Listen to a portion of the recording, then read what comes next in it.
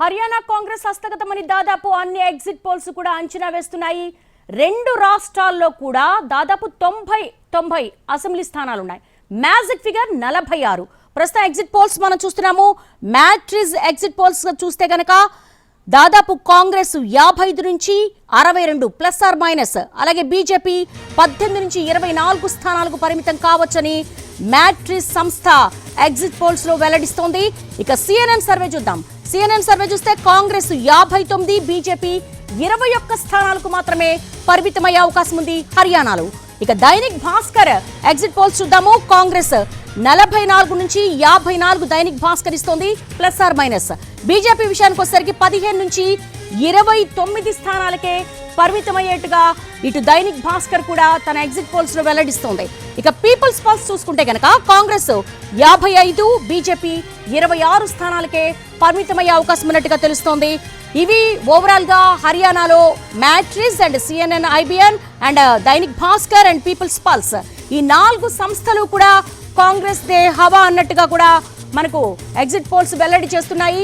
హర్యానాలో చూసుకుంటే గత 10 ఏళ్లుగా కూడా బీజేపీని అధికారంలో ఉంది. 2019లో ఎగ్జిట్ పోల్స్ కొంతవరకు కూడా 70 స్థానాల వరకు రావచ్చు, హంగ్ వచ్చే అవకాశం ఉన్నట్టుగా తేల్చాయి. కానీ ఈసారి క్లియర్ కట్ గా ఎగ్జిట్ పోల్స్ అన్ని కూడా కాంగ్రెస్ కి ఎడ్జ్ ఉన్నట్టుగా క్లారిటీ ఇస్తున్నాయి. హర్యానాలో మనం ఇందాక నుంచి కూడా చెప్పుకుంటున్నాము, ఏ ఫ్యాక్టర్స్ బీజేపీ గ్రాఫ్ ను తగ్గించాయి. బీజేపీ ఓటమి దిశగా వెళ్ళడానికి, అంటే ఎగ్జిట్ పోల్స్ ఆధారంగా చేసుకుంటే కనుక ఓటమి దిశగా వెళ్ళడానికి, అధికారానికి దూరం కావడానికి ఏ ఫ్యాక్టర్స్ ఎక్కువగా రిఫ్లెక్ట్ అయ్యాయని చూసుకుంటే కనుక అక్కడ ఎక్కువగా జాట్ల ప్రాబల్యం ఉంది. వీళ్ళే డిసైడింగ్ ఫ్యాక్టర్స్ గా ఉంటారు. అట్ ద సేమ్ టైం యువతలో కొంతవరకు కూడా ప్రభుత్వ వ్యతిరేకత ఉంది, నిరుద్యోగం విపరీతంగా ప్రబలి ఉంది. అలాగే రెజ్లర్ల అంశం కూడా చాలా వరకు ఇంపాక్ట్ చూపించింది. లాస్ట్ మినిట్ లో హర్యానా ఎలక్షన్స్ లాస్ట్ మినిట్ లో వినేష్ ఫోగట్ కాంగ్రెస్ కండువా కప్పుకున్నారు. అది కొంతవరకు కూడా చాలా వ్యతిరేకత తీసుకొచ్చింది. దేశవ్యాప్తంగా కూడా ఈ రెజ్లర్ల అంశం అనేది చాలా వరకు కూడా అటెన్షన్ గ్రాప్ చేసిందని కూడా చెప్పుకోవచ్చు.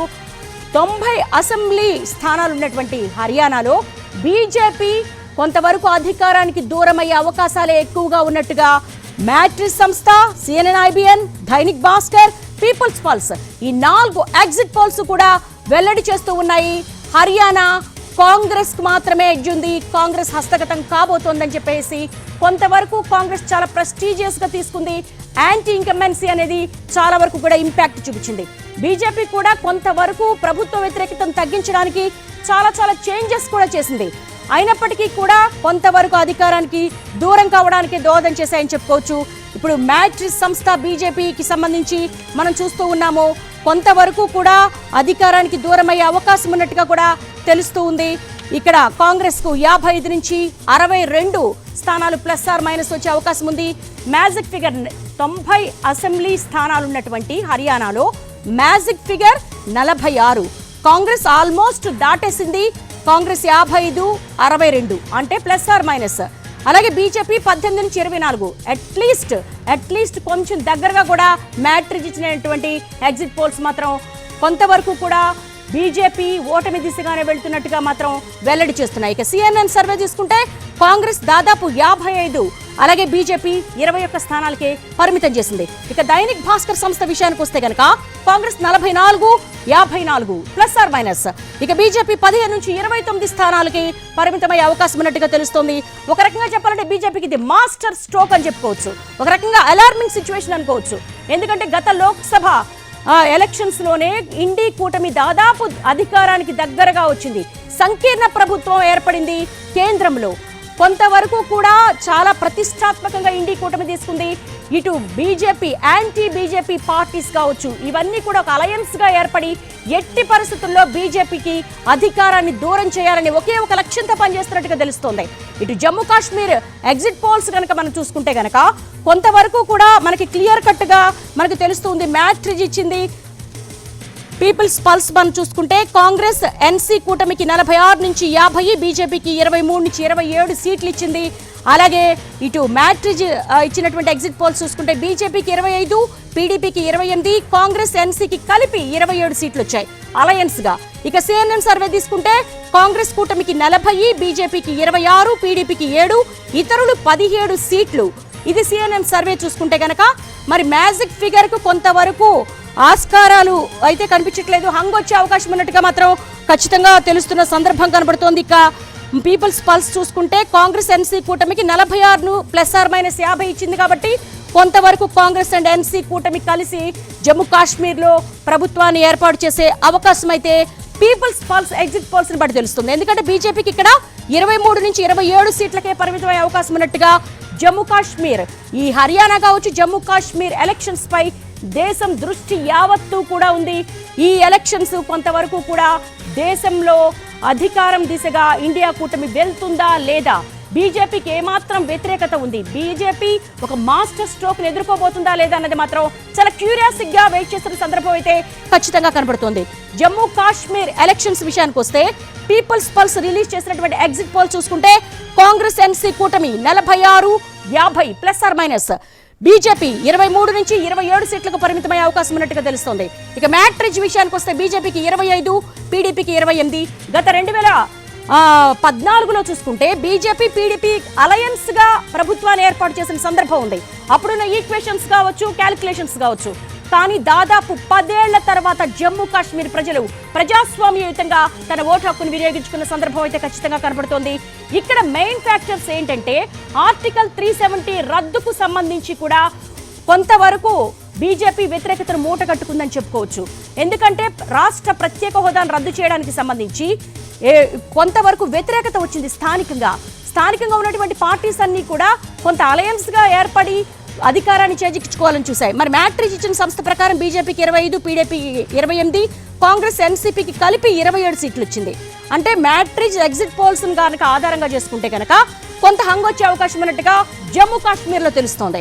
ఇక CNN సర్వే చూసుకుంటే కనుక కాంగ్రెస్ కూటమికి 40 సీట్లు వచ్చే అవకాశం ఉంది. బీజేపీకి 26, పీడీపీకి 7, ఇతరులు 17 సీట్లు వచ్చే అవకాశం ఉన్నట్టుగా తెలుస్తోంది. ఒకవేళ కాంగ్రెస్ కనుక ఇన్ఫ్లుయెన్స్ చేయగలిగితే CNN సర్వే ప్రకారం చూసుకుంటే కనుక ఇతరులు ఇండిపెండెంట్ గా కంటెస్ట్ చేసిన వాళ్ళు 17 సీట్లు అండ్ కాంగ్రెస్ కు వచ్చినటువంటి 40, ఈ రెండు కలిపితే కనుక దాదాపు 57 సీట్లు మ్యాజిక్ ఫిగర్ దాటి ప్రభుత్వాన్ని ఏర్పాటు చేసే అవకాశం ఉంటుంది.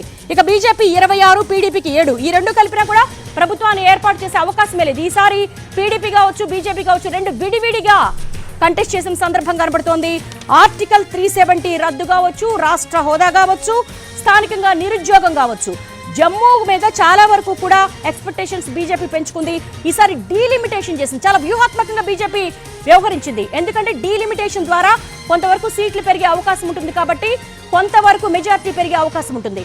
ఆ వ్యూహం కూడా పని చేయలేదు. కొంతవరకు హంగ్ వచ్చే అవకాశం ఉన్నట్టుగా ప్రస్తుతం మనకు ఎన్టీవీ స్క్రీన్ మీద కనపడుతున్న CNN సర్వే కావచ్చు, మ్యాట్రిజ్ కావచ్చు, అలాగే పీపుల్స్ పల్స్ కావచ్చు, ఈ 3 ఎగ్జిట్ పోల్ సర్వేస్ ఆధారంగా చేసుకుంటే జమ్మూ కాశ్మీర్ లో ఇటు CNN సర్వే ప్రకారం చూసుకుంటే గనక కాంగ్రెస్ కూటమికి 40, బీజేపీకి 26, పీడీపీకి 7, ఇతరులు 17 సీట్లు. ఎవరితో కలిస్తే ప్రభుత్వాన్ని ఏర్పాటు చేయొచ్చు అనేది ఒక క్యాలిక్యులేషన్ తీసుకుంటే కాంగ్రెస్ కూటమికి 40 ఉంది కాబట్టి ఇతరులు 17. వీళ్ళిద్దరూ అలయన్స్ గా వెళ్తే ప్రభుత్వాన్ని ఏర్పాటు చేసే అవకాశం ఉంటుంది. ఎందుకంటే 90 అసెంబ్లీ స్థానాలకు గాను 46 మ్యాజిక్ ఫిగర్ కాబట్టి జమ్మూ కాశ్మీర్ లో కొంతవరకు కాంగ్రెస్ కు ఎడ్జ్ ఉంది CNN సర్వే ప్రకారం.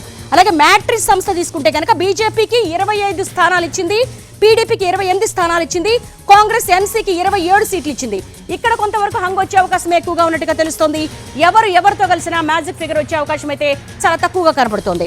ఇక జమ్మూ కాశ్మీర్ విషయంలో పీపుల్స్ పల్స్ కాంగ్రెస్ ఎన్సీ కూటమికి కలిపి 46 నుంచి 50 ± అంటే మ్యాజిక్ ఫిగర్ దాటిపోవచ్చు.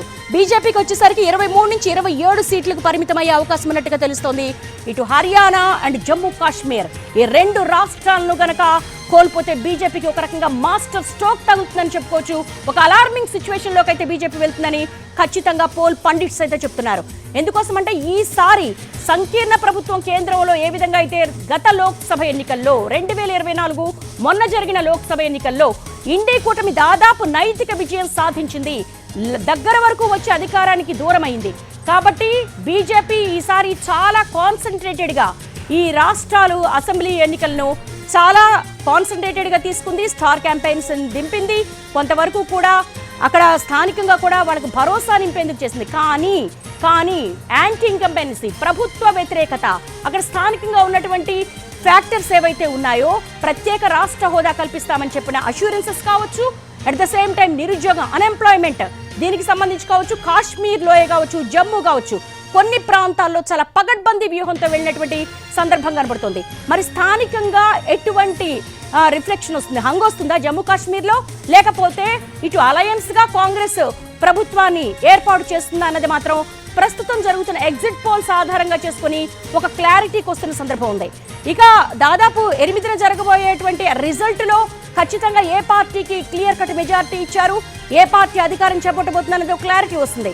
కానీ ఈ ఎగ్జిట్ పోల్స్ ఆధారంగా తీసుకుంటే గనక ఇటు CNN సర్వే కావచ్చు, అలాగే మ్యాట్రిక్స్ కావచ్చు, at the same time People's Pulse కావచ్చు, ఈ 3 ఎగ్జిట్ పోల్ సంస్థలు జమ్మూ కాశ్మీర్లో కొంతవరకు కూడా హంగ్ వచ్చే అవకాశం ఉంటుంది. ఒక రకంగా చూసుకుంటే గనక ఎన్సీ కూటమి కావచ్చు, కాంగ్రెస్ కావచ్చు, మ్యాజిక్ ఫిగర్ని దాటిస్తే గనక ప్రభుత్వాన్ని ఏర్పాటు చేయొచ్చు. ఇక హర్యానా విషయాన్ని మనం మొదటి నుంచి చెప్పుకుంటున్నాం. హర్యానాలో దాదాపు 10 ఏళ్ల పాటు బీజేపీ అధికారంలో ఉంది. మరి 10 ఏళ్ల పాటు ఏ ప్రభుత్వమైన అధికారంలో ఉంటే కొంత వ్యతిరేకత మూట కట్టుకుంటూ ఉంటుంది. కానీ ఇక్కడ జరిగింది ఏంటి? రైతు చట్టాలనేవి చాలా వరకు కూడా వెనక్కి తీసుకున్నప్పటికీ కూడా ఆ సమయంలో బీజేపీ తీసుకున్నటువంటి కొన్ని స్టెప్స్ ఏవైతే ఉన్నాయో రైతుల ఆగ్రహానికి కొంతవరకు అవి కారణమే అని చెప్పుకోవచ్చు. అట్ ద సేమ్ టైం రెజ్లర్ల ఇష్యూ వచ్చేసి కొంతవరకు ఇంటర్నేషనల్ స్థాయిలో కొంతవరకు అటెన్షన్ గ్రాప్ చేసిందని చెప్పుకోవచ్చు. వాళ్ళ పథకాలను గంగలో కలపాలని ట్రై చేయడం, బీజేపీ తన నాయకుడిని కాపాడుకోవడానికి ట్రై చేసిన సందర్భం కావచ్చు, పార్లమెంట్ కూడా అట్టుడికిన సందర్భం కావచ్చు, వీటన్నిటినీ కూడా పరిగణలోకి తీసుకుంటే వినేష్ ఫోగట్ అంశం కూడా హర్యానాలో మేజర్ ఇంపాక్ట్ చూపించిందని చెప్పుకోవచ్చు. అలాగే జాట్లు చాలా మేజర్ డిసైడింగ్ ఫ్యాక్టర్గా ఉంటారు. జాట్లలో చాలా వరకు వ్యతిరేకత ఉంది. జాట్లలో ఎక్కువగా వ్యవసాయ ఆధారితమైనటువంటి రైతులు ఎక్కువగా ఉంటారు. ఈ రైతు చట్టాలు కావచ్చు, రైతుల పట్ల ప్రభుత్వం సున్నితంగా వ్యవహరించాల్సింది, చాలా వాళ్ళని కొంతవరకు అణిచివేత ధోరణిని ప్రదర్శించడం కావచ్చు, ఇవన్నీ కూడా బీజేపీకి ప్రభుత్వ వ్యతిరేకతకు కారణంగా కొంతవరకు విశ్లేషణలు అయితే వినపడుతున్నాయి. హర్యానా కాంగ్రెస్దే అంటూ మ్యాట్రిక్స్ ఎగ్జిట్ పోల్స్ డిసైడ్ చేస్తున్నాయి. కాంగ్రెస్కి 55 నుంచి 62 సీట్లు ప్లస్ ఆర్ మైనస్ వచ్చే అవకాశం ఉన్నట్టుగా తెలుస్తోంది. దాదాపు మ్యాజిక్ ఫిగర్ 46 కాబట్టి 90 నియోజకవర్గాలు కావచ్చు, అసెంబ్లీ నియోజకవర్గాలకు మ్యాజిక్ ఫిగర్ 46 కావచ్చు. కాబట్టి కొంతవరకు ప్రభుత్వాన్ని ఏర్పాటు చేసే అవకాశం ఉంటుంది. ఇక CNN IBN విషయానికి వస్తే కాంగ్రెస్ కి ఎడ్జ్ ఇచ్చింది. 59 స్థానాలు ఆల్మోస్ట్ మ్యాజిక్ ఫిగర్ ని దాటేస్తుంది. బీజేపీ 21 స్థానాలకే పరిమితం అవుతుంది. ఇది హర్యానా ఎగ్జిట్ పోల్స్. ఇక దైనిక్ భాస్కర్ విషయానికి వచ్చేసరికి కాంగ్రెస్ 44 నుంచి 54 స్థానాలు plus or minus Dainik Bhaskar ఇస్తుంది. బీజేపీ 15 నుంచి 29 స్థానాలకు పరిమితం కాబోతోంది.